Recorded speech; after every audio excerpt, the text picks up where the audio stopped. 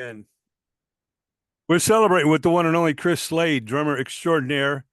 You know him from AC/DC and so much more. Chris, we got to ask you, of course, with the Timescape album out, we're looking at and celebrating the AC/DC live album that you made with the band. And of course, a lot of it was cut at Donington Park and NEC in Birmingham and all these great shows, even tracks in Moscow, Russia, and Birmingham. But talk a little bit about the set list back then. I don't know that if was this album just put together, or did this follow the set list at the time? Did you guys actually open with Thunderstruck at times? Yes, which I was very surprised at. Wow. What's the first song, guys? Oh, Thunderstruck. What? What band in the world has ever opened the show with their biggest hit? And Yeah. it was just a current hit right then. Well, and I guess it gets people's attention. They could only do that because, they have such a great repertoire to delve into. And they know where they know where all the trigger points are for the audience, Yeah. You've got to end with Let There Be Rock. Yeah. So the where cannons. did Thunderstruck go? Get them in. You start with the thunder and you end with the cannons, Yeah. Yes, there you go. That's probably what they were thinking. Wow. There was one thing when we recorded it, after we recorded it, I said to the guys, I'm very surprised you didn't put thunder rumbling at the start of Thunderstruck. And they looked at each other, as only Angus and Malcolm could. Yeah. And they just looked at each other. When it came to Donington, when it came to the tour, here comes the thunder. Wow. Rolling around. Well, yeah, I know the excitement that the band brought, and you were such a big part of this era, of course, with the Razor's Edge album and this incredible, the ultimate AC/DC live album from Thunderstruck into Shoot to Thrill from Back in Black, and then the title track Back in Black, Sin City going all the way back to Power Rage, Who Made Who, Heat Seeker, Fire Your Guns, Jailbreak, The Jack going way, way back. The title track, The Razor's Edge, Dirty Deeds, Done Dirt Cheap, Money Talks, of course, another big one from Razor's Edge. Hell's Bells, Are You Ready? That's the Way I Want to Rock and Roll. High Voltage, which is the first album I ever heard from the band. You Shook Me All Night Long, Whole Lot of Rosie, Let There Be Rock, Bonnie, Highway to Hell, TNT, and For Those About to Rock, We Salute You. That's a pretty long set. Over 2 hours. How do you pace yourself? I know you got some liquids there. You got some hydration, I'm sure. But I can't remember, but I never have time between songs to drink. Yeah, the drummer's got to start the next song. So yeah, bass player might be maybe take a breath, but you're the timekeeper. You gotta light it up. Yep. Angus and Malcolm always did the running orders, and they always did the tempos of the songs. Yes. That was programmed in. I had a flashing light. Me and Dick, the drum tech, came up with that. I said, is there any way we can, because we rehearsed, of course. And I thought, right, he wants it that tempo. What's that tempo, Dick? Dial it in. And there's no time to reach for an instrument or when you're between songs. No time at all. No time to take a drink. Oh, wow. That's in 2 hours. And you better not drink before too much, because otherwise you're going to have a wet set of drums. No bathroom breaks allowed. No. They take no prisoners, AC/DC. It's like bang, bang, bang, bang. So, I didn't have as soon as I counted in, I saw the tempo for the flashing light. I didn't want to click. I wanted a visual. So it was flash, flash, flash, flash. And then I'd go click, click, click, click on the hi-hat, and the guys are off again. So is it almost like, is it like a visual metronome in a sense? Yes, it's a red light, red flashing light was. And then as soon as we started the song, Dick would turn that off and dial in the next tempo. I never used it to play to. I hate doing that, playing to a metronome. I hate it. But most of those songs stayed at that tempo. I'm not a Russian dragon. I keep a constant tempo. That's a sort of drummer's joke. Oh, he's a Russian dragon. In other words, he rushes ahead or drags back. Russian dragon. I keep a constant tempo. Once I start a tempo, it usually stays at that tempo with a slight fluctuation towards the end. But I'm blessed with that. I've got this inner clock. It's amazing. And it just keeps me, I know when there was one time I got it wrong. One time only. Malcolm had to lean across to me and say, you're pushing. And that's the only time it ever happened. It was in Albuquerque, New Mexico, I remember. Okay.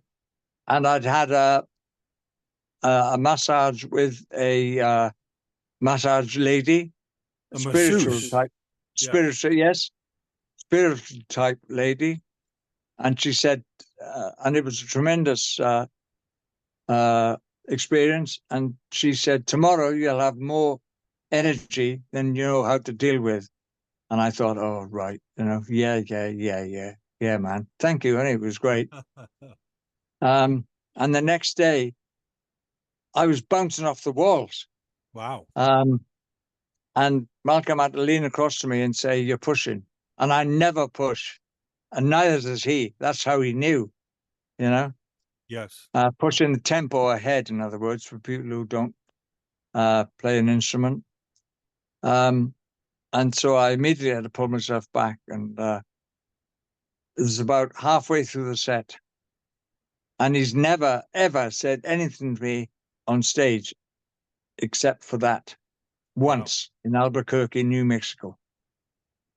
Well, I've heard the reference of the term the engine room with you and Malcolm and Cliff Williams. You guys were the engine room of AC/DC, allowing Angus Young to go wild and do his amazing things on guitar, and Brian Johnson, and of course following the great Bon Scott with the earlier songs, and basically delivering a set that had feeling, like you say, with a metronome or a click track.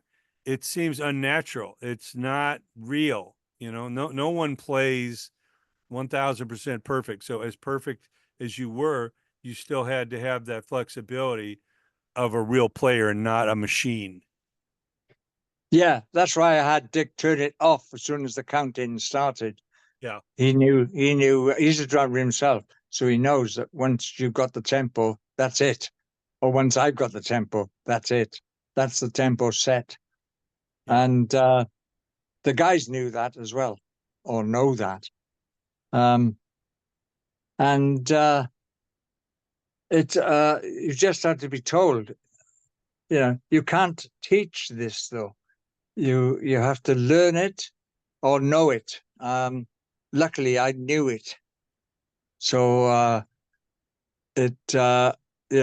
I know I'm a good timekeeper, even today.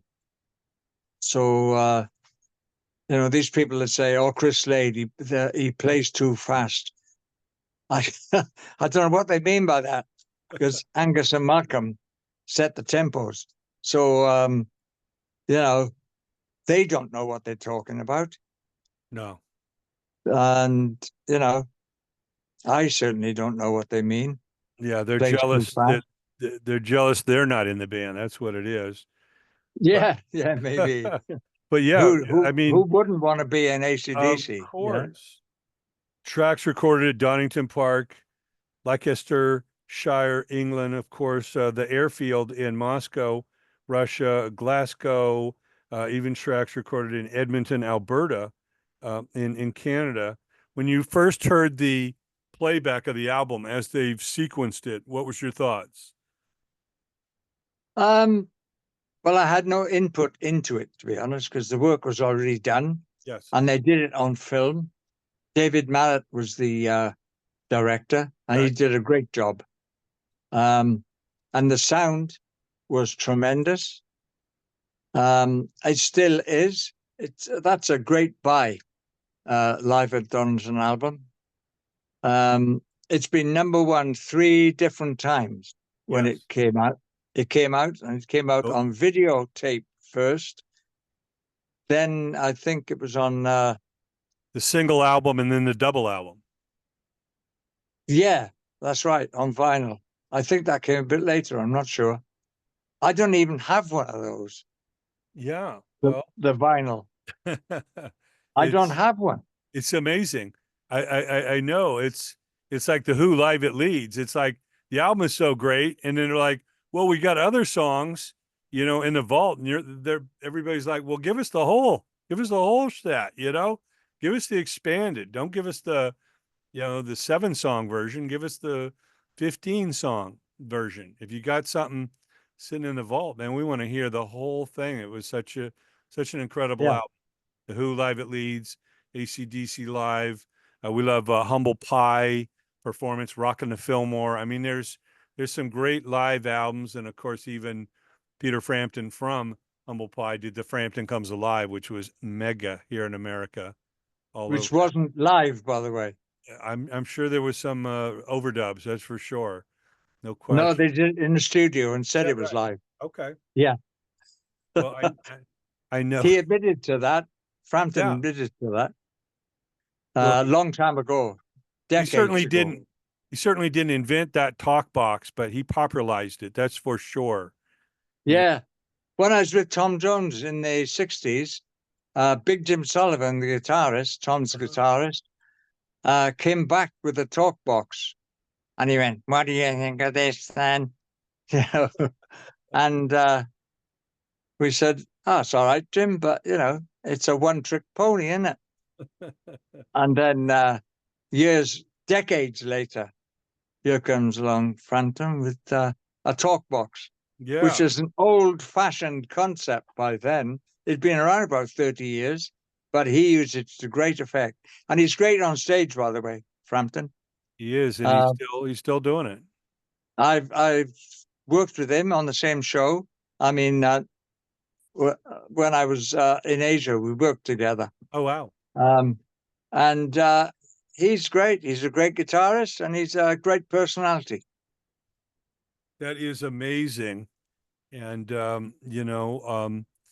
we we treasure our legends, and I think it's so important for us to give you your flowers, while you're with us. And it's so sad when, we lose some of our heroes and friends, but, we know the music will live forever, but, you've kept such great shape of yourself. I know you could easily step back in to AC/DC if they ask you, but we don't know what's going on. They did those European shows, and there's not one American date announced. It's like this waiting game. It's like, my gosh, are you serious? Are you you gonna wait another year or two to maybe announce some US dates? I know you know nothing, and No, I don't. nobody If I if knows. I if I did, I couldn't tell I you. And if I know. told you, I'd have to kill you. It's top secret until there's one announcement, and that's the thing with the internet. Once it's announced one place, it's everywhere. So Well, Angus is a very secretive person.